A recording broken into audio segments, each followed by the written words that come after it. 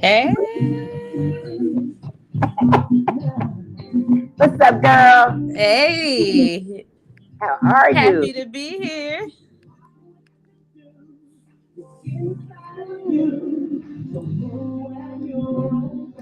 Go grab your own thing.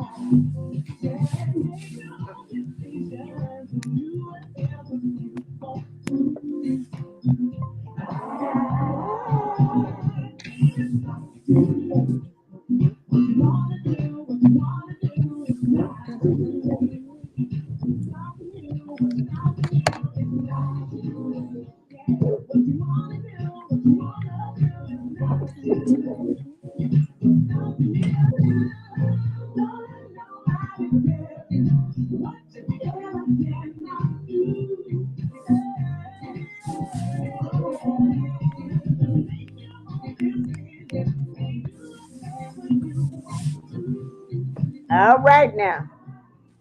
It's not too late. Hey. That is Trina Davis. Trina Davis say it's not too late in 2022 to do whatever you want to do.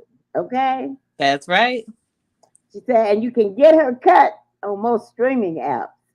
Trina Davis, not too late. I love it. Woohoo. That is right. Okay, we want to welcome everybody to opinions right here on Rhythm Flow Radio live stream on Facebook Live, YouTube, and Spreaker. And you know what they say about opinions? Oh, what they say, girl? They're like, what? Assholes. Everybody got one. That's right. So, how are you? I am doing very well, KL. It's been a busy last couple of weeks. I tell you that much. And but I think everything's gonna be okay. I can't wait till the summer or the springtime gets here. I'm tired of this cold weather. I know that's right. Somebody done popped in here on us. Look like Who could it be? the professor. Hold on. Uh-oh. Let me put the professor in the screen. There he Hey, is. Professor, can you hear us? Yeah, I can hear you now. Okay. All right. It's Professor Kincaide. How are you, sir? I'm quite well. How are you? I'm doing fantastic. So, hey, are we ready to tackle episode 3? Yeah, I'm ready. Okay. So just to kind of recap, to commemorate Black History Month, we have a 4-part series, and today will be episode 3 of the 4-part series on the Great Migration from Jim Crow South to Chicago. And as we mentioned before, we're focusing on Chicago because that's where we are based and in the city that we love. And we just kind of want to, just lay out how it is that we got to where we are in this, very day, and then like what we're going to expect for the future. So the first 2 episodes, we talked about the years 1865 to 1916. Last week, we covered 1916 to 1970. And so today, episode 3, the post-Great Migration and Great Recessions collide. So that's from 1970 to 2020. So I'll just kind of start it off with just a little bit of information here, and then we can kind of dig into really just some of the main events of what happened during that time, and just kind of bringing us up to almost the current time frame. So when the Great Migration began, 90% of all African Americans were living in the South. By the time it was over in the 1970s, 47% of all African Americans were living in the North and West. A rural people had become urban, and a Southern people had spread themselves all over the nation. Merely by leaving, African Americans would get to participate in democracy, and by their presence, force the North to pay attention to the injustices in the South and the increasingly organized fight against those injustices. By leaving, they would change the course of their lives and those of their children. They would become Richard Wright, the novelist, instead of Richard Wright, the sharecropper. They would become John Coltrane, jazz musician, instead of a tailor. Bill Russell, MBA pioneer, instead of paper mill worker. Zora Neale Thurston, beloved folklorist, instead of maidservant. The children of the Great Migration, which reshaped professions that had their families not left, may never have had open to them, from sports and music to literature, the art. Miles Davis, Ralph Ellison, Toni Morrison, August Wilson, Jacob Lawrence, Diana Ross, Tupac Shakur, Prince, Michael Jackson, Shonda Rhimes, Venus and Serena Williams, and countless others. The people who migrated would become the forebears of most African Americans born in the North and the West. The Great Migration would expose racial divisions and disparities that in many ways continue to plague the nation and dominate headlines today. From police killings of unarmed African Americans to mass incarcerations to widely documented biases in employment, housing, healthcare, and education. Indeed, 2 of the most tragically recognizable descendants of the Great Migration are Emmett Till, a 14-year-old Chicago boy killed in Mississippi in 1955, and Tamir Rice, a 12-year-old Cleveland boy shot to death by police in 2014 in the city where his ancestors had fled. Their fates are a reminder that the perils the people sought to escape were not confined to the South nor to the past. So that kind of brings us up to to the period of 1970 to 2020. And just something I want to kind of add here is it's kind of interesting how this influx of people, of our people, happened. But now, according to the 2020 census, the Chicago's Black population fell nearly 10% over the last decade. So from 2010 to 2020. So that's a loss of 85,000 Black Chicagoans. And most of this exodus happened between the year 2012 and 2016, which was at the heel of the Great Recession. So that's kind of a lot of Black people were able to become homeowners, but because of predatory, like I would say between 2003 until 2009, but many lost their homes because of the predatory lending practices, which happened also in the 70s, redlining. So I don't know if the professor, if you wanted, or Katie, you want to talk about that? I just A want little bit. before the professor starts talking, I wanted to say, I always got something comical to say. I just want to say they were redlining then, and honey, they still redlining today. Yep. They still doing it. Okay, I'm through with it, Professor. Yeah, I agree with all that. Basically, I think what we're seeing when they start talking about the number of people who are moving, when you get to the point where you struggle here long enough, no matter how much money you make, and then you feel like you don't have any way of getting property that's your own, then it gets to be a problem. So you wind up with people who have a plan. You have a plan in the major cities, um, in the form of the planning commissions and people who report to the city officials and whatever. And so it got to the point where it was good to get here in the 70s.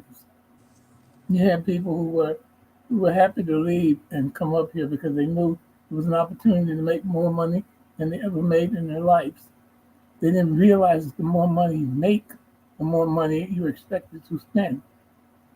So you had people, and I'm one of them. You come up and make money, and you try to save your money. You're saving money. What are you saving for? Because when you get ready to go after the dwelling that you've been looking at, it's priced way out of the range of the money that you've saved. So a lot of people left.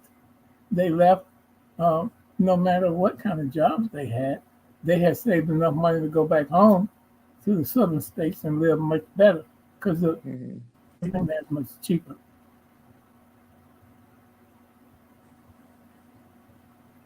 And so I don't think that the actually the racial situation across the country was impacted um, that much because racial attitudes are inside of people, and you can't say that they are a product of a particular place where you live.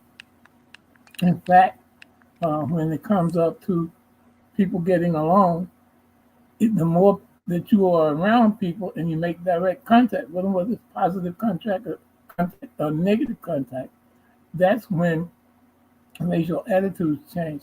I think what we need to look at more than anything else that happened in the Black community is that there was a racial divide in terms of the way people felt about Black folks in different regions of the country. The people up here readily accept people from down there coming up here, even though they were related to those people, because a lot of them left early and started their families to get away from down there. And of course, when the migration kept going on, everybody was coming. We always looked forward to coming. My grandparents were here, so we didn't have any problem coming up here, uh, living with them. Now, were we Mm-hmm. comfortable living with them? No, because the things that we were hearing down south about what was up north. One story in particular, I was going on the west side. They had a little place that cooked hamburgers, and I was visiting and I wanted a hamburger. So I went to the place, and I had heard you had to be very careful on the street now in Chicago. That's what they kept saying over and over and over. Not like it was when you were growing up. So I was grown. I went in and ordered a hamburger, and they started cooking the burger I chose, and and somebody dropped something on the floor, and it sounded like a shot. And I'm telling you, I was down on the floor. I had to get back up and brush my clothes off to my hamburger Where was this at? on the west side. Oh, the And, west side. Okay. but I'm saying that was in my head that anything can jump off at any moment. And so think about how many people have those misconceptions, Mm-hmm. because it's equally as dangerous down south as it is up Yep. here. Even though they blow it up, it makes Chicago look like it's Chirac or whatever they want to call it. But it's Mm-hmm. not. People are getting shot in Memphis, Tennessee at a much higher rate than they are up here, because there are more people up here. And so when you go per capita, when you have fewer people and more people getting shot every day, Mm-hmm. then of course the percentages are higher. Yeah. And so And all you know I'm what though, and saying is, you bring up a really good thing, and that's statistics. Is that people, I think there's a I mean, you're a professor. I'm not a professor, but I think that in school, I tried to pay attention to like how statistics are presented, because I think that people don't really get that, especially when you talk about per capita. That is so, I think statistically, that is the most important thing that people need to realize, because they'll try to use numbers to kind of sway someone's opinion, but they're not really looking at them properly, you know. well, see, Chicago has had, in northern states, have had a tremendous impact on national politics, simply because of the polarization on the black populations. And when they Hmm. come here and they work, they go from one class to the next because of the money you earn. So your your your level of living goes up when you come up here and you work and you make $20 an hour, and you were used to making 750 in Mississippi. Right. So what happened with that is, like, you had more and more lower to middle class families being formed than in any other region in the country. And so those people didn't give up on the people down south. They did, like I mentioned in the discussion the other day, they did something like Hispanic people are doing now. They came here and earned money, but they were sending money back home Hmm. to where they came from. And now, why do you do that? Do you send it back home because you want to help the people at home? Or do you send it back home in hopes that one day you can move back home in a better That you can financial move back. condition And when many you many retire? people I know, I have That's friends what it that is. parents have purchased property, like back in Mississippi. Right. They're planning, like one friend, her mom, she goes back in the wintertime, but goes to Mississippi, but that was part Right. of her plan. Now here's something interesting that I read, and something that I didn't realize took place, is that when you look at the pattern of migration, that, and it makes sense just from a geographical standpoint, that most of the black people that came from, let's say, like Mississippi, for example, or just the South in general, came up through the South side of Chicago. And geographically, Right. obviously, that's closer to the South side. And the interesting thing about it is that black people could only stay in what they call the black belt, which was Right. on the South side. But what happened was a lot of these buildings became like just tenements that were, not really greatly, taken care of, and lots of people living in one space. And eventually, people started kind of, just kind of migrating out of that, going further north, and then heading over to the west side. So, and at one point, the west side was the area that you went as, let's say, as a black person of more, means, and maybe even middle class, went there to just to kind of escape the south side and some of this, tight and unsanitary living conditions that were presented because of these buildings that a lot of the landlords were turning them into. It may have been a one, single family house, but then they made it into some kind of an apartment building or something like Right. that. Um, Yeah. Well, yeah, which is interesting because people they always want to talk about the West Side. It's like, okay, well, back then it was the West Side was thought of as kind of like the good side, but then the other part of that I think a lot of people don't talk about is that a lot of the immigrants, the white immigrants that were in the West Side, and the way that this whole white flight thing happened, you had these really seedy sort of investors. They were trying to scare these immigrants and say, oh, black people are starting to come into these neighborhoods. If you want to get out of here, you better sell me your property really soon because it's not going to be worth anything. So they kind of got duped as well, because they were, a lot of them, coming from Italy and Poland and, the Czechoslovakia and places like that. They didn't know. So then that's kind of like how, so greed sort of fueled the white flight kind of a syndrome.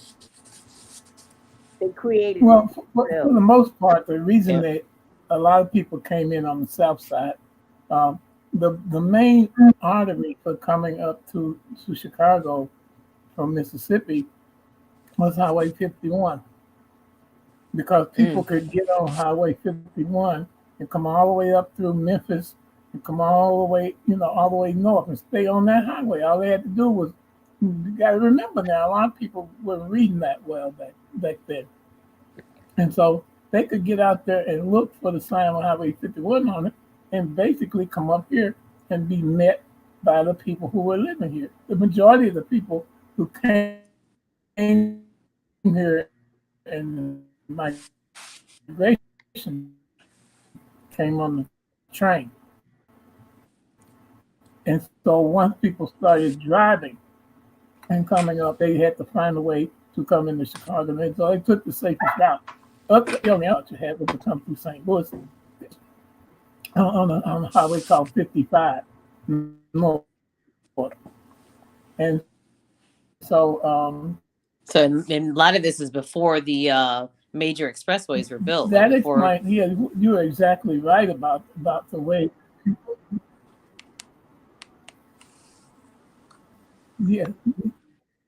Yes, definitely, because the arterial part of the highways were the ones that the money was spent to light it and all that. So if something went wrong with your car, you went out in the dark trying to navigate your way somewhere.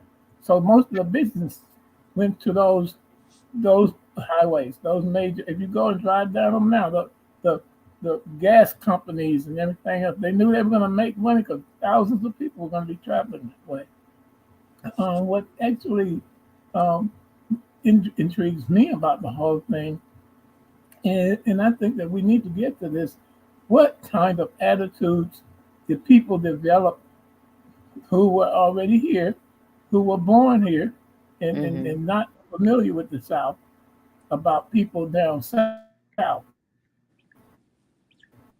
and whether they were going to get together and be able to be one people or not. And I think so did it become overall, a us and them kind of a thing, like people born here in the North?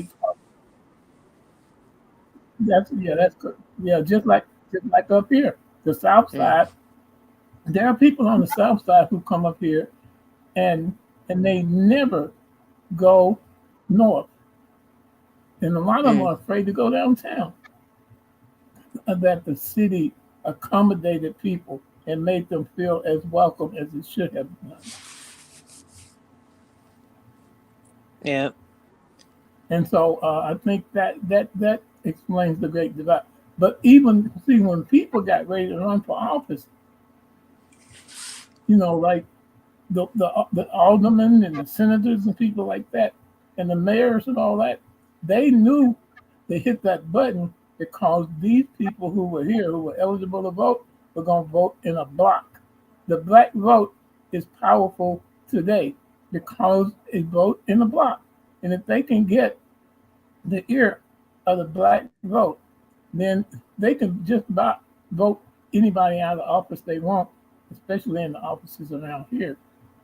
And so that is why they were valuable. But then again, post-war, there were a lot of jobs, during the war as well.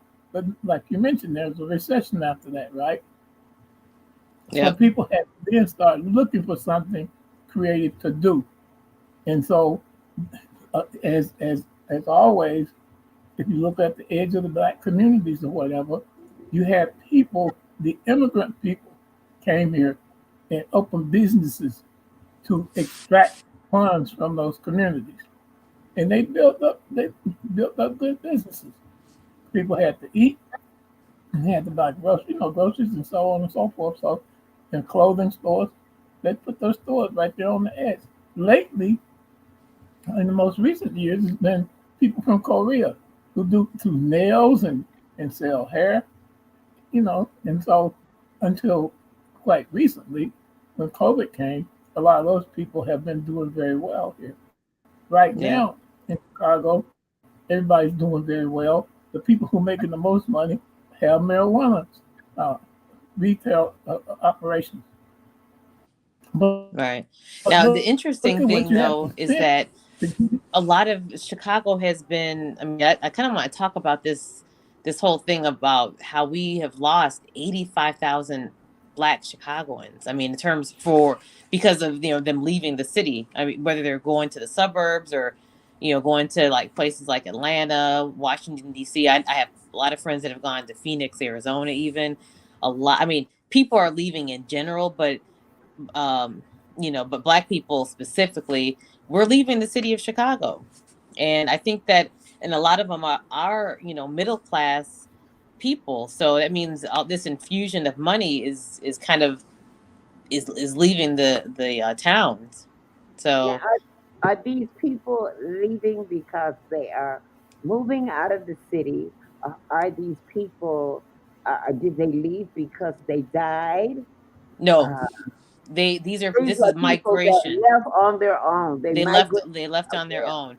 And I think all of us know people that, I mean, how many people do you know that moved to Atlanta? I'm sure you know a lot of people. I know I do personally, like dozens of people that have moved to Atlanta. Especially, I'm going to say people between the ages of probably 35 and 50. No, I don't know any. Yeah, I know a lot of people that have left. Yeah. A lot of people in that age group that moved to the South, as far as Atlanta is concerned, move, the, the, the music industry has a tremendous effect on migration, believe Mm-hmm. it or not. Because back in Yep. the day, when we were first coming up here, the music of choice was the John Lee Hookers and Muddy Waters kind of music back then. Well, hip hop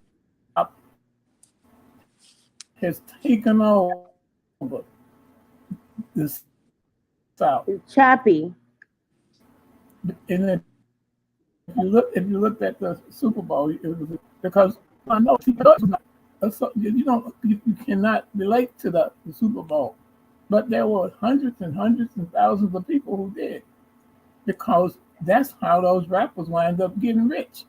Right. Almost every one of them started out being drug salesmen and dope, I Yep. mean pimps and And they're all whatever else. middle aged But now and they millionaires took to the and street. billionaires. That's Yeah. correct. Yeah, Well, you're Dr. absolutely Dre is right. a It billionaire, was the music and industry, but And it was Snoop Dogg did also not grow. businesses too. A lot of Black businesses Well, of course, are in when they Atlanta. have to find a way to launder, they have to find a way to launder their money cleverly, or the government takes it.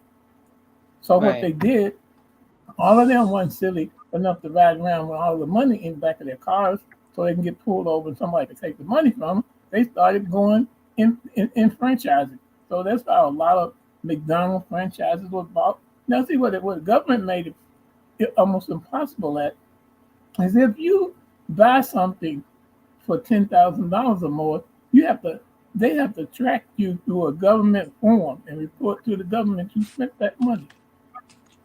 And so that was actually something to hold people back on paper, like I told you about the other day. Because if you get ready to go down there and get ready to buy a car, now who's going to walk down there with $10,000 in their pocket and go buy a car and pay that on the car? you're going to go try to get it financed. And so they run the finance rates completely through the roof. And the insurance and everything else is done on strict redlining policies or whatever. So, yes, a lot of people have gotten tired of dealing with that. And when you know it's a better life, that's why a whole lot of the middle-aged people are leaving because they can still go somewhere else and work now. And of course, uh, and then another thing that's happening, how safe are you in the neighborhood you live in Chicago? Mm-hmm.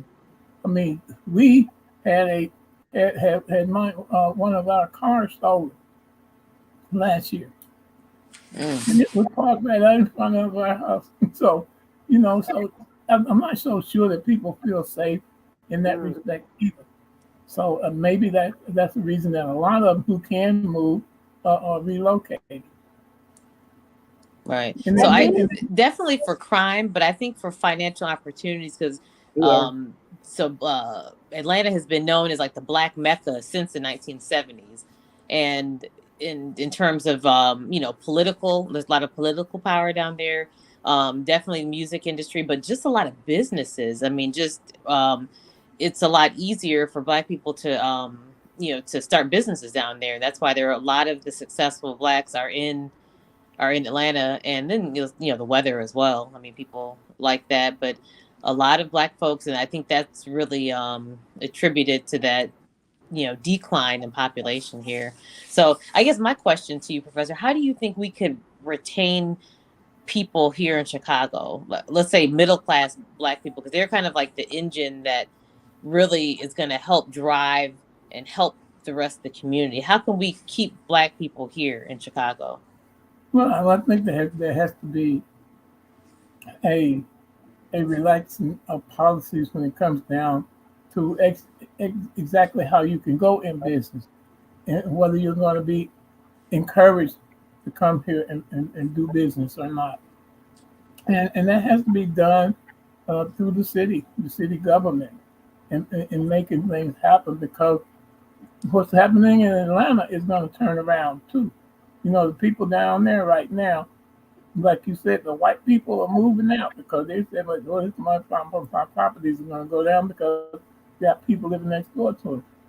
Well, as soon as it gets to the point where there's a saturation, what we call a saturation point, then they don't go back in because they're not going to turn the property loose either. What they do is they wind up renting property and putting it on like Section 8 housing. So they get Mm-hmm. paid by the government every month. And so they take that money because they don't. That's why they let the projects run down and the houses run down. And another thing that happened in the South, they put federal money into making affordable housing. They called it. But the people who were the contractors who built those affordable houses were all white people who own construction companies and concrete companies and whatever else, lumber companies and so on and so forth. So the black people, yeah, they wanted to move into new houses, and many of them went and bought houses. But where did the money go? It went back to those people who got richer. And when they get ready to come in and do what they've done, look at what happened to Cabrini Green.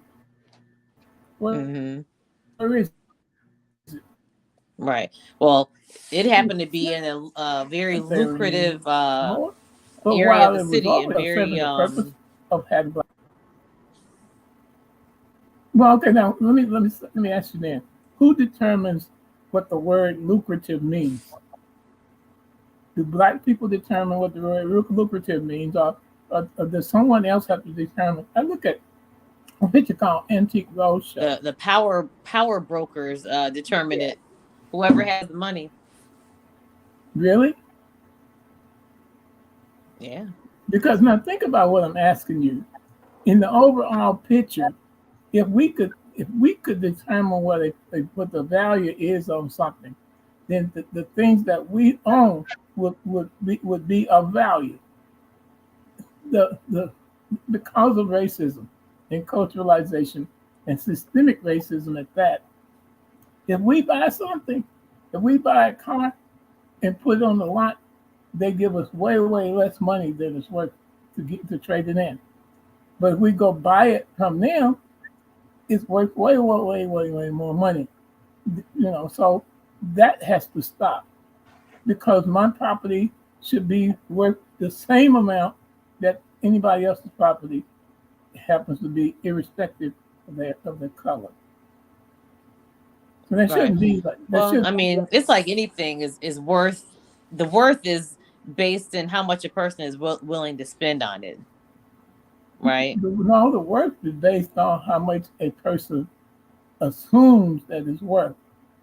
Because with the blue jeans and stuff that people used to wear. Remember when blue jeans went through the ceiling in terms of what they cost? Well, those jeans were being made in Mississippi in factories, and people down there had boxes of them at home. So if they came up here, it had labels and everything on. And so if they came up here, they could come. Right, but here's the thing though. The reason I say that it's only worth what someone's going to spend. I mean, I can tell you, oh, okay, I have a 2006 Mazda 3 that has like, I don't know, almost 200,000 miles on it, right? I can tell you, oh, it's a vintage car. It's been to Canada and the US. It's worth, I don't know, $100,000. Let me just say, I'll say that. And then you could say, okay, well, guess what? Your Kelly Blue Book value says that it's only worth $2,000 if you're lucky. Right. So if I tell you, okay, I want to sell it to you for $100,000, I mean, you're not going to buy it. But let's say some person walks up and I tell them the same story and they say, okay, well, I'll give you $50,000 for it. Well, then it's worth $50,000, and I mean, and I know it sounds like totally outlandish, but things like that have happened. Things that you wouldn't even think will be worth it. It's all because of the hype or for whatever behind that they decide to buy it. So, well, it's the same. It's the same principle they use when people line up downtown. It's about Jordan gym shoes. Okay. Exactly. And so if you look at them, they're going to wear the same way that a pair of Converse All-Stars wear. When you put them on, they're going to cover your feet and you walk in them or whatever. But somebody's willing to pay $200 for them because of the name that's on them. But now who put that name out there and who's benefiting from it? Is Michael Jordan the one getting rich because it's like that? It's the people who chose him to be the representative of that label. They labeled those shoes. And then, of course, the black people aren't the only one buying them. They sure aren't. They're not. Yeah. So when you cross over, the most money that we ever made when it came down to playing music was when we crossed over and started playing for rich white folks down south. I hate to put it that way, but we were playing in what they call greasy spoon joints in the little juke joints or whatever on the Chitlin circuit, making $300 for the whole band, playing all night. And you had to pay everybody out of that and buy gas out of that, so you weren't really making no money. When we switched over and started playing for the people who own the country clubs and own the Lions clubs and own all the other clubs that the white folks had been doing, and the name got out that we were a good band to hire, we could not take the number of dates that we were asked to play. And plus, they came to us to hire us with money in envelopes before we even took it, to offer us that money as a retainer to assure that we're going to show up to play. All the other ones, we had to play it and wait till the money came off the door and all of that stuff. I'm saying that as an example. When you ask me what we need to do, we need to develop a standard operating procedure package, SOP, for people coming here of color who want to make it here, and let them know this is what we need to do. This is where where we need to settle. This is what we're going to work on. Right now, we're all divided. You have people on the south side. I was just about to say that. Mm-hmm. You have people on the west side. You got people on the north side. And so, but when it comes to the elections, they expect all those people to come together when they haven't even been communicating with each other. Yeah. So, Here's the other part to go talk. Let's use your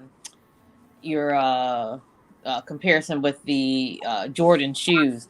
yeah, That the problem I think that we suffer from as a people is that we let other people tell us what something is valued, and then and we buy into that instead precisely. of, like, for example, not just Jordan shoes, let's say Louis Vuitton bags. Someone tells us, oh, this Louis Vuitton bag is worth, $2,000, and you should have this. This is going to make you, a better person for having it. You're going to seem exclusive and all this. And not that black people are the only ones that it happens to. Trust me, there's a lot of other, it's not just black people keeping, Louis Vuitton alive, or the brand, but the difference is that, we have a lot more to lose by buying that Louis Vuitton brand, because that's money coming out of the black community that could be used in development instead of going for some foolishness for some $2,000 bag.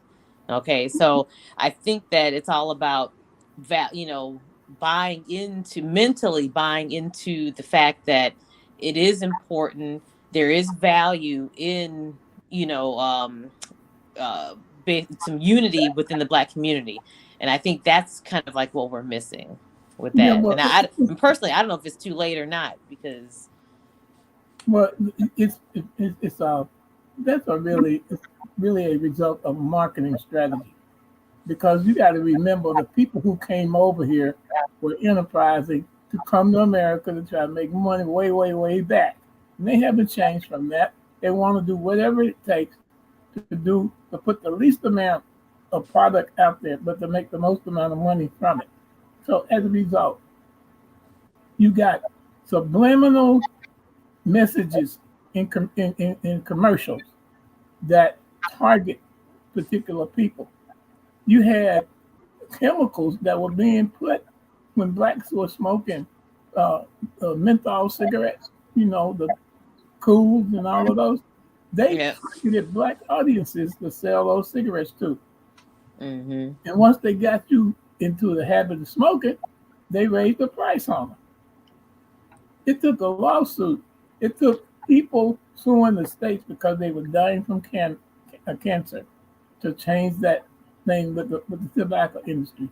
And they didn't leave and bow out because they had to. They left and bowed out because they went to other black countries and sold more cigarettes over there than they selling here. Mm-hmm. Marketing strategy. Yeah, We it's all into about the marketing. marketing strategy. We want and social assimilation in the marketing strategy. Somebody's the Louis Vuitton thing.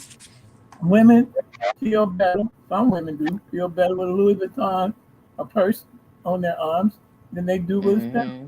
when the purses are going to hold the same thing. And are you going to be of a certain class of people or whatever? So that's what we talked about the other day. We got a Yeah. caste system in America that's got to be dealt with too. You got to be dealt with in the cities in Chicago and everywhere else, because there's a terrible impact on people when you look at them and assume that there's something that they're not just because they look a certain way. Yep, it's just like that Public Enemy song. Don't believe the hype. Absolutely That's not. the Because what the people are upset about right now, especially during COVID, is you had millions of black people with $3,200 of government money to spend, and so the businesses couldn't throw their doors open and find ways to get that money in large amounts because they were not open. And they still having this struggle right now because some of them don't want a mask, and some people, and it's crazy for people to assume that those people who are in the business sector are going to change their tactics because that's how they got rich in the first place. So to them, when you say America of the people, by the people, and for the people, it's that they're leaving the word out. It's of the rich people for the people, made by the rich people and for the rich people. So that's who winds up controlling the economy. And that's why people are leaving. They can't afford. You don't want to come up here. It's too much going on in terms of just going downtown, parking your car. I used to go to Montrose to just sit out there and look across the water. They got parking meters out there now, and Yep. so that's running a lot of people away. Just look, Yeah, and mismanagement of funds of the state and the city. So everyone likes to say, state of Illinois is broke, Chicago is broke. Well, I mean, you can blame the politicians that were in there, which is so important that people to vote the right people in. Well, I think the majority of the money that moves through here is like, I don't worry about the people that got six-figure incomes because their taxes are going to be taken out of their money pre-tax because you got to deposit your checks most of the time, direct deposit, and they'll be taxed based on the number of people you put on your W-4 form for dependents or whatever and allowances. But what about the people with billions of dollars who come in and broker billion-dollar deals with companies here? What kind of taxes are they paying in reference to, in relation to how much money they're making? Right. That's what the big problem is right now, that you got the wrong people carrying the burden of taxes, of paying taxes, because they don't really have the same privileges that the rich people do. Right. And so, do you pay for privilege? The burden is on the middle class, and that's why they're driving the middle class out. That's correct. So people that can't afford to leave stay, and then people that can afford to stay. Absolutely. A lot of people who stay because of the fact that they have not found another job on the equal level that they have a job up here with. Because as soon as that opportunity opens up, or they get to retirement age, they're going to leave. Yeah. And so, and I can't blame them for leaving, because it seems like you still have a vanguard in Chicago that has decided, well, Chicago is gonna be this way, and we're not gonna let it change. I drive through some of those neighborhoods that we're not so familiar with sometimes, just to see what's going on over there. And I'm not gonna call any names because I don't want folks looking at my car trying to come through there and shoot at me.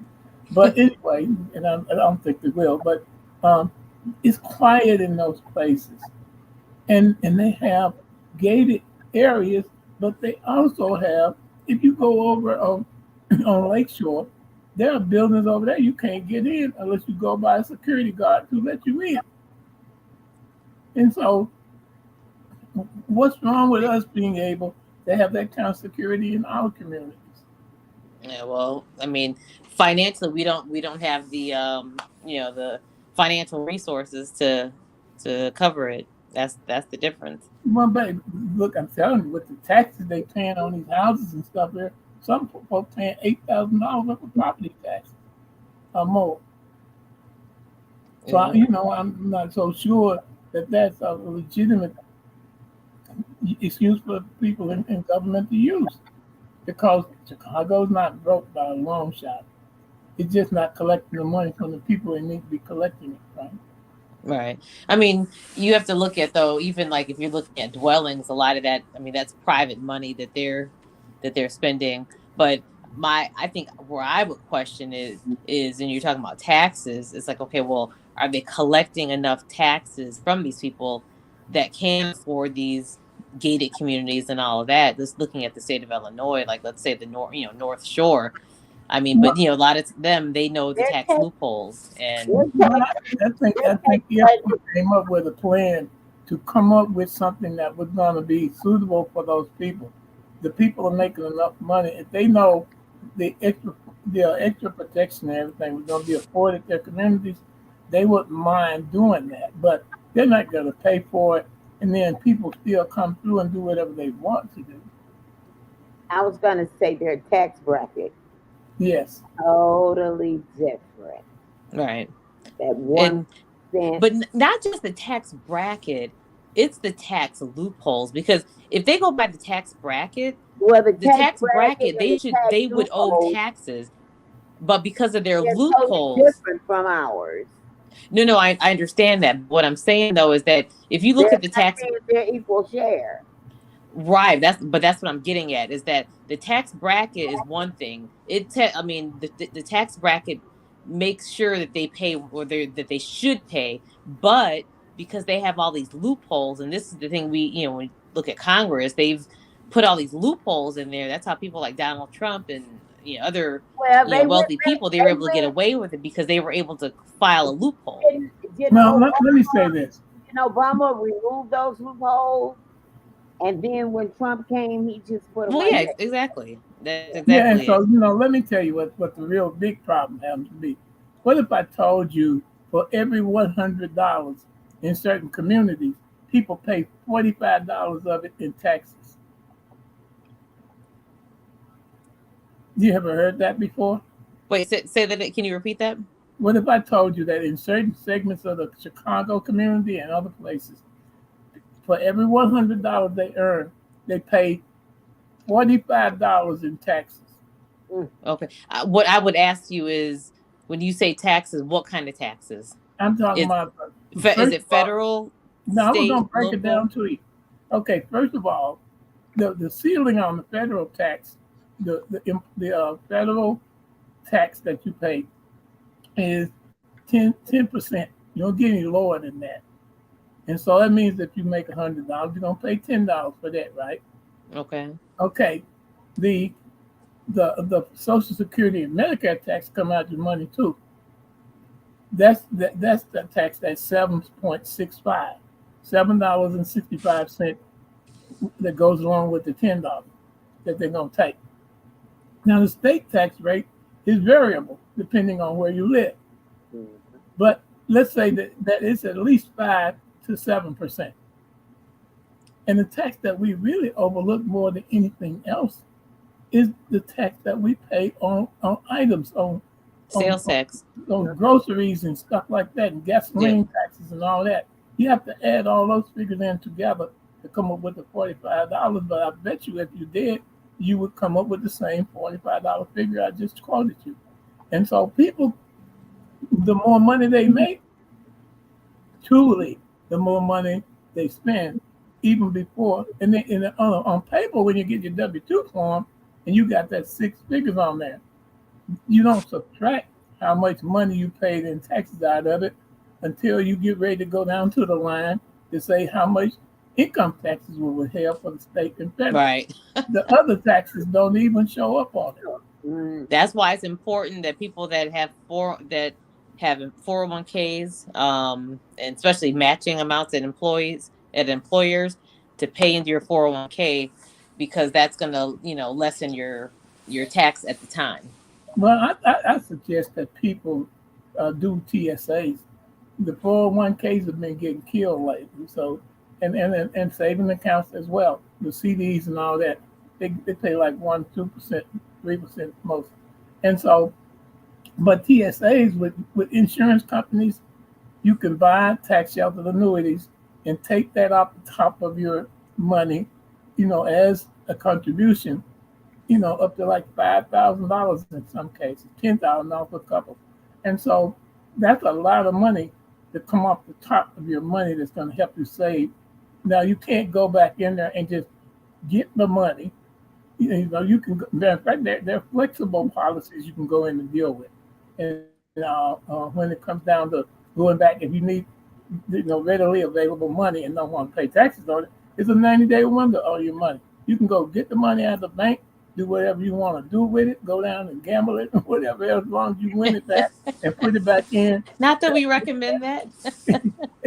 89 days afterwards. But a lot of people have learned how to look that money together once they get it in these institutions. Anyway, they go down there and establish credit files, and they get a chance to go. You don't borrow money when you owe money. You borrow money when you want to invest money, and let the bank be the one that forwards the money to you to invest.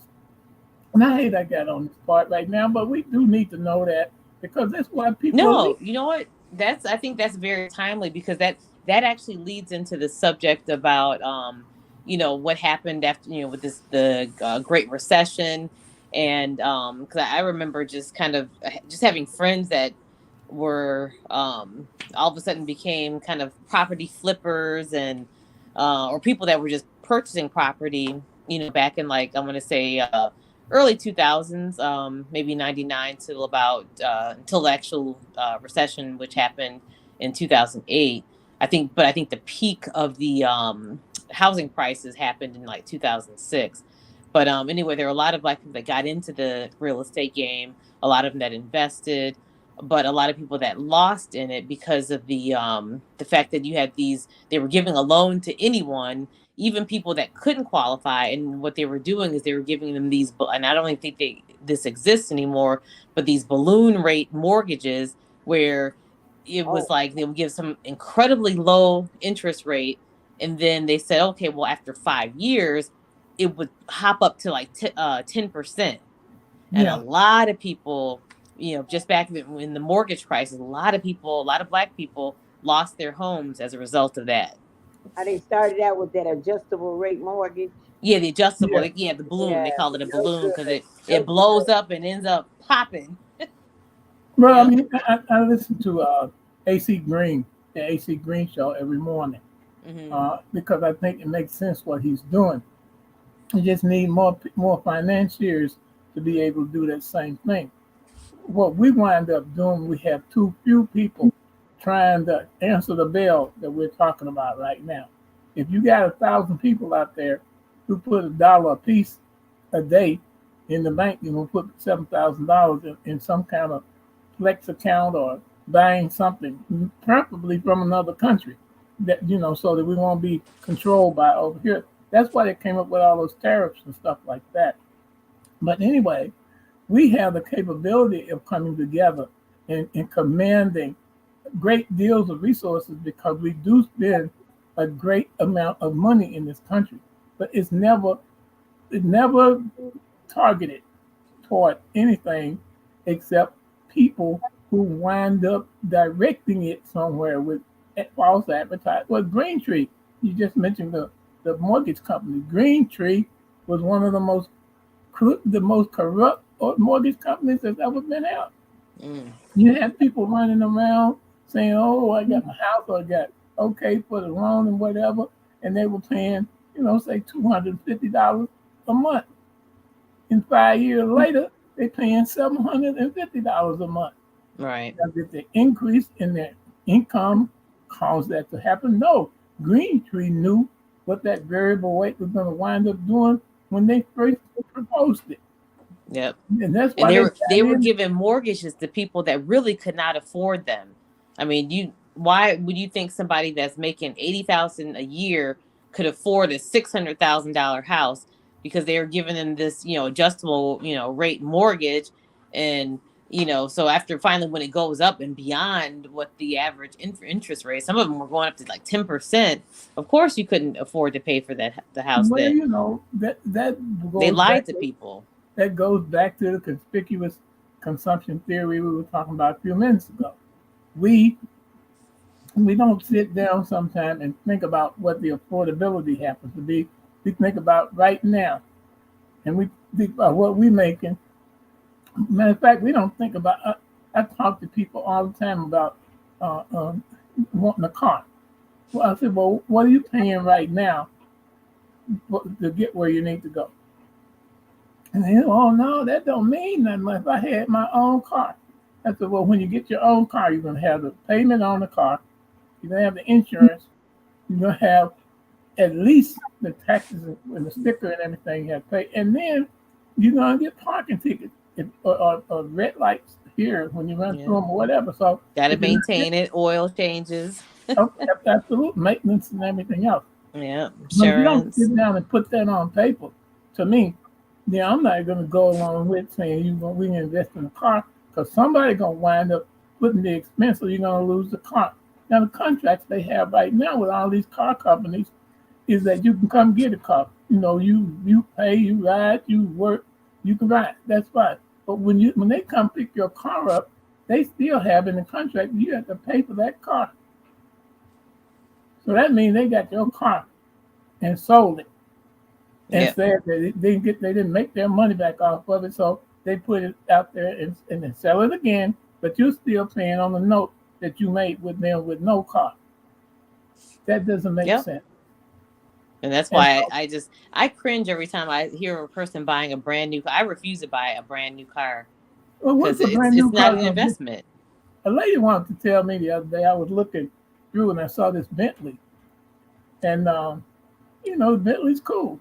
It's an English car or whatever, but I have to take into consideration what it's going to cost for me to service the Bentley because I got to find somebody who can work on the English car over here, Yeah. and then the parts got to come from England or wherever else. So no matter what it looks like or how prestigious it is for me to ride in it, is it going to cost me more to have it than it would if I bought a Chevrolet? Yeah. That's what I have to make up my mind on. So I But get, that goes back to the notion of us kind of putting value on some sort of a luxury item, and it's kind of what they always say, it's aspirational, something that makes us feel like we've made it or we've arrived or something like that, well, when look at what it's not necessarily so. let's take the rap artists we brought up a few minutes ago. What kind of cars you think they drive? The ones out Oh, in Atlanta, luxury cars, absolutely, because they can afford because they luxury can afford cars, it. and so. But who you think wants to be like them? Well, everybody People. wants to be like them. That's correct. People with common Yeah. everyday job don't want to be embarrassed when they pull up in a minivan and these other brothers are sporting, you know, some whips that's so out of sight that you have to sit up there and trying to take your phone out and take a picture of them. And so, you know, just like the people have to make it up in their mind as to whether we are going to actually make this country. See, look, we don't need to wait on reparations. If we're smart enough, we can get our reparations back through the loopholes you're talking about. But you have to Yeah. know them. And if Yep. you don't know them, then you're going to be victimized by them. And so that's what we need to come together at. And so shows like yours can inform people and get them hopefully interested in coming together with a conversation about how do we become wealthy? How do we accumulate wealth instead of how do we go buy some stuff that we don't own? Hmm. So Okay. Katie Lowe, that sounds like a good show. That should be our next show in preparation for tax season. We need to talk about the taxes, loopholes, and investments. And you know what? Yeah. I think we got the right person, Professor Don Kincaid. Yeah. Well, let me tell you what happens. in no uncertain terms, the system shifts every time people figure the system out. And that's the Internal Revenue Service as well. And I'm going to make both of you remember something. Remember when we used to just fill out a short form, which was a pink form. You put your income on there, or you filled out a little green form, which was an easy form, and you got your It's little money back. 1040 easy. I remember that Okay. form.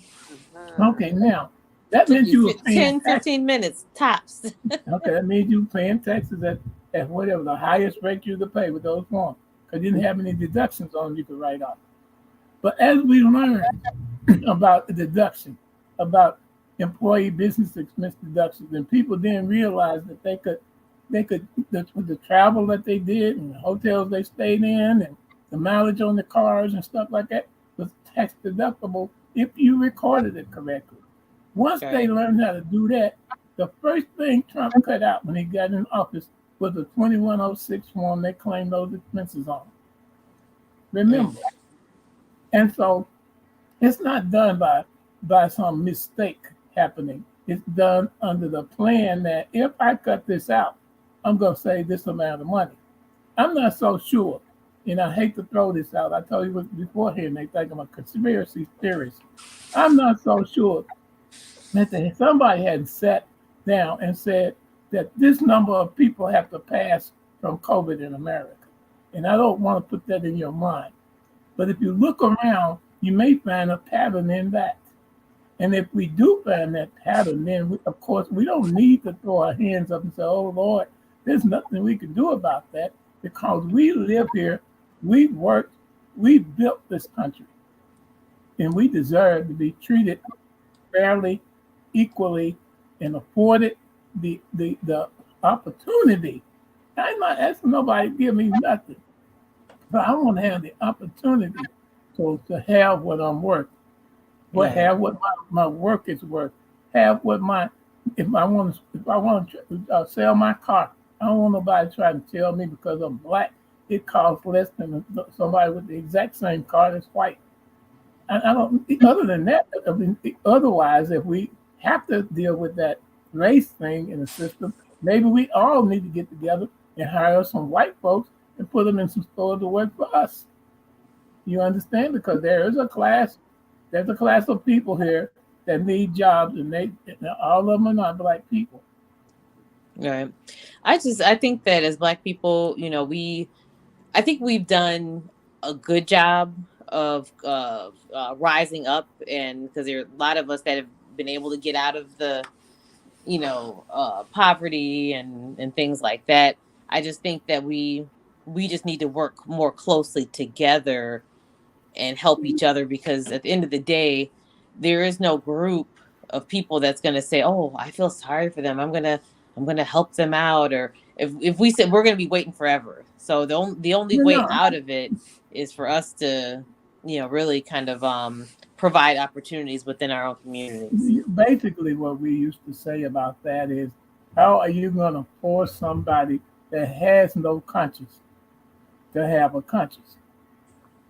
And you're looking at people who don't have a conscience. When it comes down to the greed factor, they don't have a conscience. They go after what they want and whatever it takes to get. That's why they were upset. But I'm not going to say that they don't have a conscience. I'm not going to say that. What I am going to say, though, is that people are not willing, and this is any group of people, it doesn't matter what color they are, but anyone that's in control or in power, they're not going to give up power just like that. Nobody's going to give up power. I know I wouldn't. I mean, why? Why would you? What's the point? Yeah, but what I said about the conscious part is, where do you draw the line at holding on to what you're talking about keeping?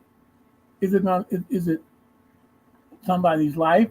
Is it worth somebody's life, or whatever?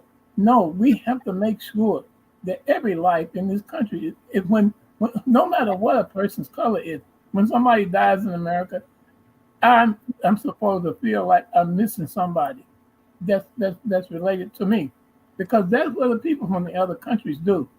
If you go over and mess around with some of those Italian people, you're gonna have people not just here, but all the way in Italy to have to answer to.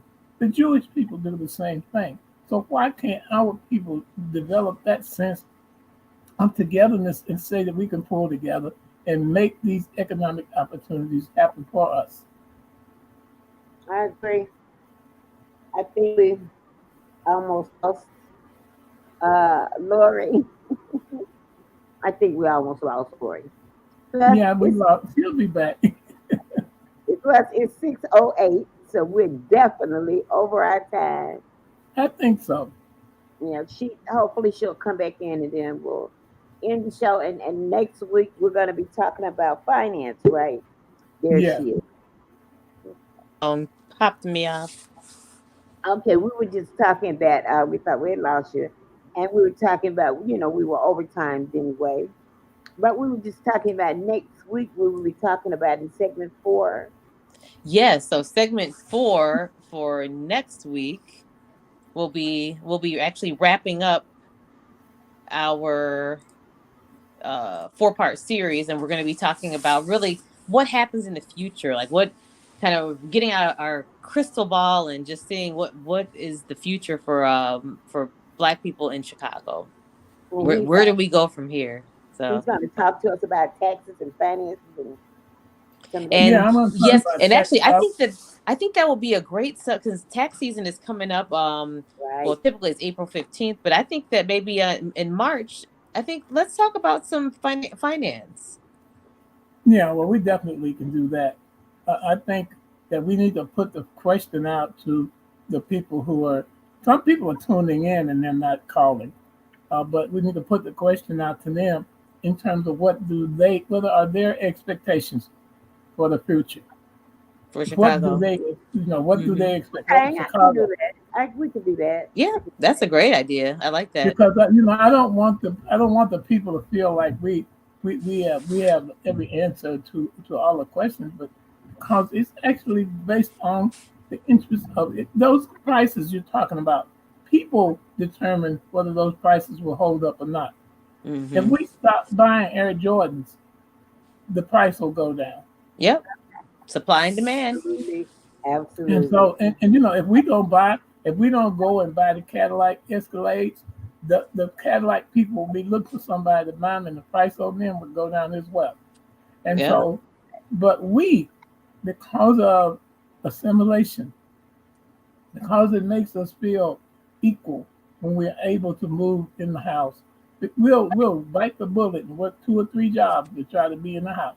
Absolutely. We'll go out there and but we won't take the same bullet that we bite and put no saving together and bring our family together so that we can do it as a group like Hispanic people do. When they move in houses, a lot of them move in together, and so they got different incomes coming in. So if one person don't make it, the other one has it. And Yep. so I would think that's the question we should put to everybody. What Hmm.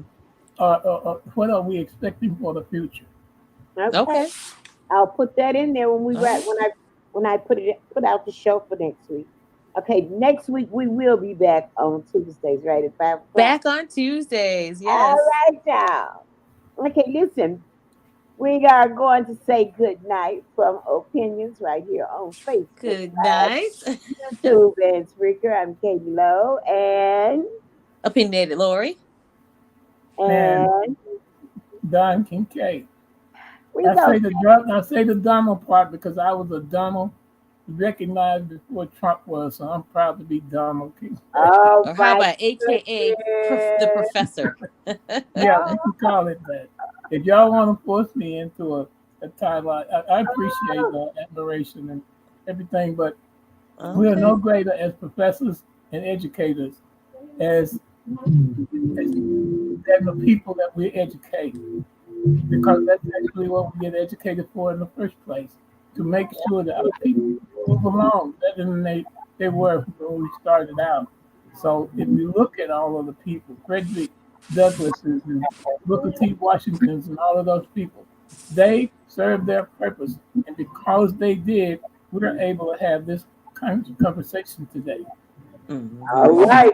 I want people 50 years from now to have a conversation because of the conversation we're having.